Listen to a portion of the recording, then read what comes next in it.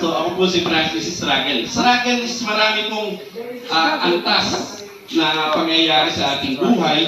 Diyan po ang ating kalusugan, ang pakikisama natin sa ating mga in-laws, sa financial, at sa ating buhay may asawa. Ngayon, sa tuwing ako ay magsasalita, hindi po first time to, pero hindi po ako handa. Salamat kay Lord at ginamit din ako na maging kasangkapan sa storya ng aking buhay. Anyway, ako po ay nag-struggle una at the age of 19 sa aking kalusugan. Nagkaroon po ako ng hyperthyroidism. So nag-lose po ako ng 100 pounds. Noong panahon na yun, nasa 165, 70, 170 pounds. So meaning, naging tutod pala po ako. Meron din po akong litrato na may papakita sa inyo. Ito po, medyo mataba pa po ako niyan. Tapos hanggang sa naglagas po ang aking eating. Imagine niyo yung natutulog kayo, pagkising niyo, merong matigas na bagay sa inyo, una niyo pala yung eating. So, sumasakay ako ng jeep, nakasandal ako, sumasakit yung likod ko, bakit kaya? Yung pala yung spinal cord ko, tumatama na siya sa bakal ng sandalan ng jeep. Ganun po. Pero pag ako tumitingin sa salamin, okay lang yan. Sabi ko gano'n. Pero hindi na pala okay yung aking itsura. So, binigyan po ako na-diagnose ako ng hyperthyroidism, binigyan ako ng gamot na panghabang buhay. Ito po yung Tapasol at Inderal.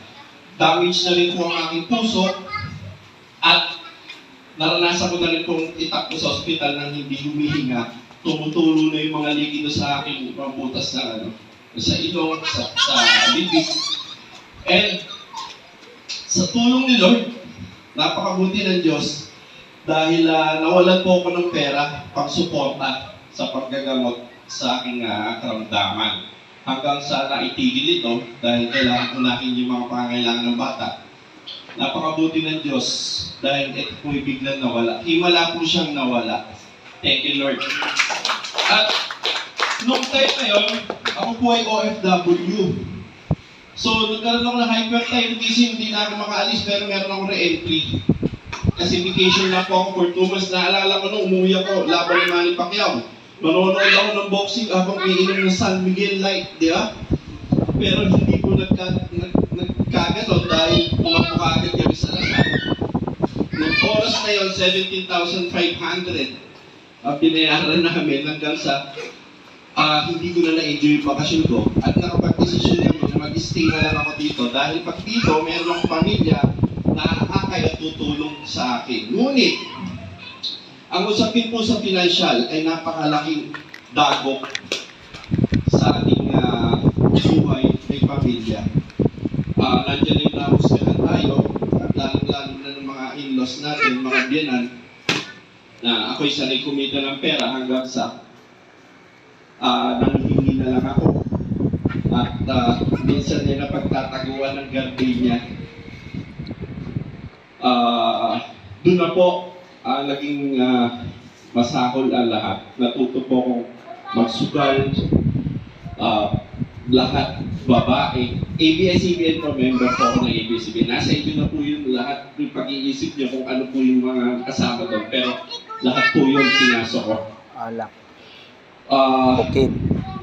At dumaan po ako sa isang masahol na problema. Narating ko po ang tunay na impyerno sa ibabaw ng lupa. Yun nga po yung kulungan. Nakulong po ako ng 7 buwan. 1 buwan po ako sa lock-up. Pag sinabing lock-up, doon po sa police station, doon po yung pinakamahirap na mararanasan nyo.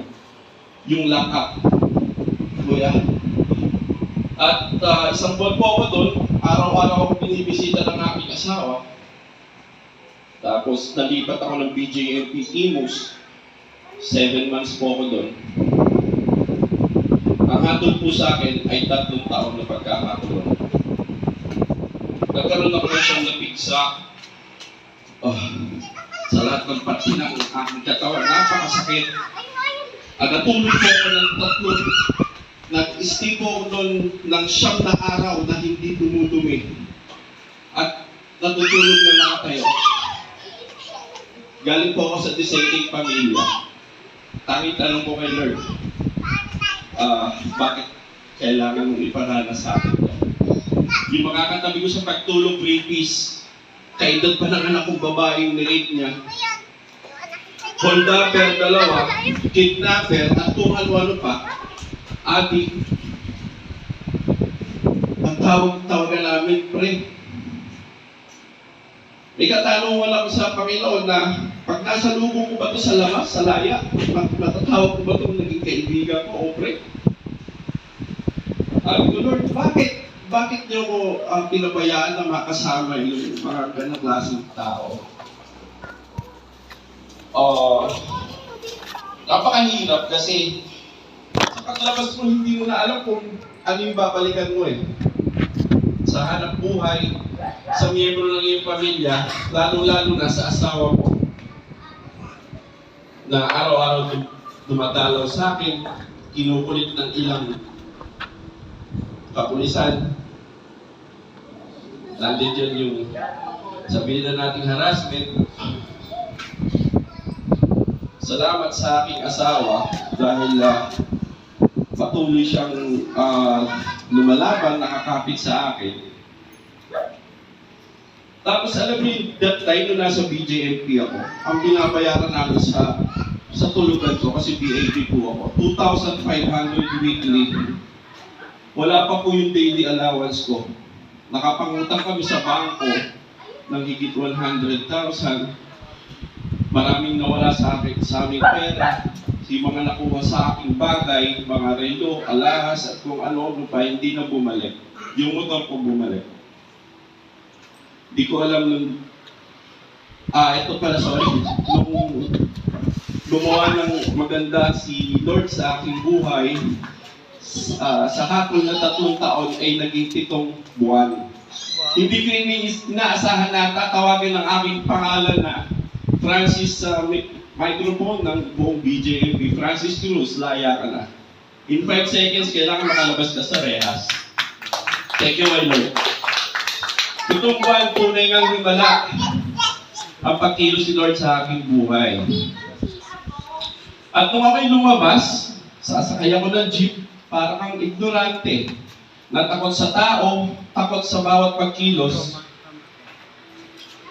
and halos kahit kamag-anak ng misis ko, ayokong lapitan. Huwag kayo pumunta ng bahay. Pupunta raw sila, may bibisita, huwag muna. Hindi pa ako handa hanggang sa merong isang kapatid na nagyaya sa pananambahan.